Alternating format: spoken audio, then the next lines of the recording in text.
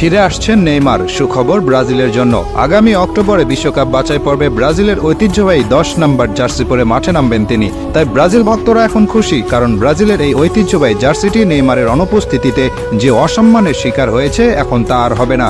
আগামী অক্টোবরে শক্তিশালী দল চিলির বিপক্ষে খেলবে ব্রাজিল। বিশ্বকাপ বাছাই পর্বে ব্রাজিলের অবস্থা এখন খুব ভালো নয়, আছে 6 নম্বরে। পৃথিবীর ইতিহাসে একমাত্র দল ব্রাজিল যারা সবগুলো বিশ্বকাপের আসরে খেলেছে।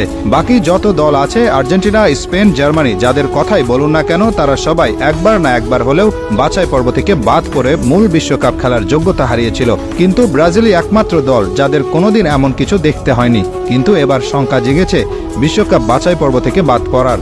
আর তাই এমন সময়ে দলের প্রাণভোমরা নেইমারের দলে ফেরার এমন ঘোষণা আশা জাগিয়েছে ব্রাজিল ভক্তদের মনে, কারণ নেইমার কি জিনিস সেটা সকলেই জানে। নেইমার এমন একজন খেলোয়াড় যিনি একাই পারেন একটা ম্যাচ জিতিয়ে নিয়ে আসতে। বর্তমানে ব্রাজিল দলে যারা আছেন তারা সবাই মিলে যত গোল করেছেন, নেইমার একাই করেছেন তার চেয়ে বেশি।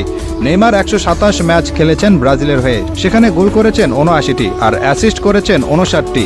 আর এই হলুদ জার্সি এবং ব্রাজিল দলের জন্য নেইমারের যে পরিমাণ ভালোবাসা আছে তা আর কারো নেই।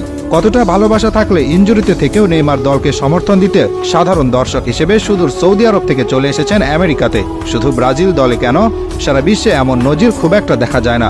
2টি ম্যাচেই তিনি ছিলেন স্ট্যান্ডে, ব্রাজিলের গোলে উৎসাহ দিয়েছেন, উল্লাস করেছেন, এমনকি ছিলেন ড্রেসিং রুমেও। কোস্টারিকার সাথে প্রথম ম্যাচে ড্র করেছিল ব্রাজিল। সেদিন গ্যালারি থেকে ব্রাজিল অধিনায়ক দানিলোকে ধ্বনি দিচ্ছিলেন দর্শকেরা। দানিলোও এগিয়ে গিয়েছিলেন তাদের জবাব দিতে, কিন্তু এগিয়ে আসলেন নেইমার, দানিলোকে বুঝালেন, বললেন এই মানুষগুলো ব্রাজিল দলকে ভালোবাসে, তারা এই দলের খারাপ সময়টাই মেনে নিতে পারছে না। বুঝিয়ে শুনিয়ে নেইমার দানিলোকে নিয়ে গেলেন ড্রেসিং রুমের দিকে, দায়িত্ব পালন করলেন বড় ভাইয়ের। নেইমারের তুলনায় বর্তমান সময়ের ভিনিসিয়াস জুনিয়র আর রদ্রিগো গোজ আসলে কিছুই না। তারা নিজ ক্লাবে যত বড় তারকায় হয়ে